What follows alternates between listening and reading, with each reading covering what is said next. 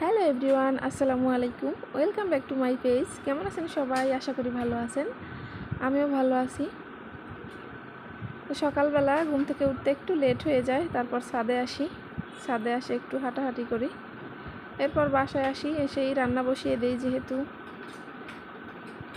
ঘুম থেকে উঠতে দেরি হয়ে গিয়েছে, একদিকে রান্না হবে, অন্যদিকে আমি ঘরের অন্যান্য কাজগুলো করে নেব।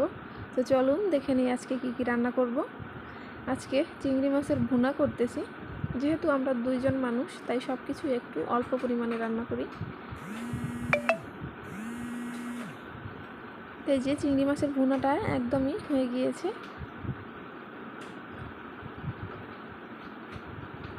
তো এর মাঝে একটু হালিম নিয়ে আসা হয়েছে। আরাফের বাবা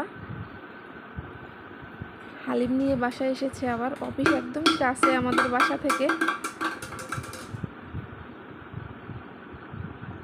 তো আসার সময় হালিম আর পুরি নিয়ে এসেছে। এগুলো খাওয়ার পর আরাফের বিস্কিট শেষ হয়ে গেছে, তো বিস্কিট নিয়ে আসা হয়েছিল, সেটাই খুলতেছিলাম। এরপর এই যে আবার রান্নাবান্নায় চলে এসেছি। এখানে শুটকি বোনা হচ্ছে, লইট্টা শুটকির বোনা, সাথে মিষ্টি কুমড়ার ভাজি হবে। এখানে বাবুর জন্য একটু ডাল রান্না করতেছিলাম, আর সাথে এই যে বাড়ি থেকে নিয়ে আসা দেশি মুরগি একটু আলু দিয়ে রান্না করব। তো দেখতে থাকুন আর সঙ্গেই থাকুন। ভিডিওটি ভালো লাগলে লাইক, কমেন্ট এবং শেয়ার করে দিবেন। আর পেজে যারা এখনও ফলো দিয়ে রাখেননি, তারা অবশ্যই ফলো দিয়ে যাবেন।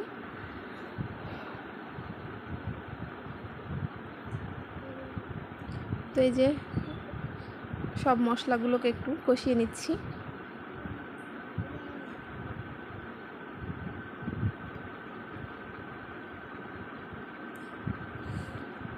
মশলাগুলো প্রায় কষানো হয়ে গিয়েছে, এখন আমি মাংসগুলো দিয়ে দেব।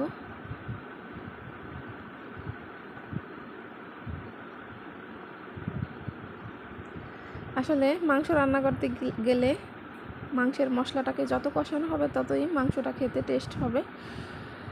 এই জন্য আমি সবসময় মশলাগুলোকে ভালো করে কষিয়ে নিই। এরপর মাংসগুলোকে মশলার সাথে আবার ভালো করে কষিয়ে নেব।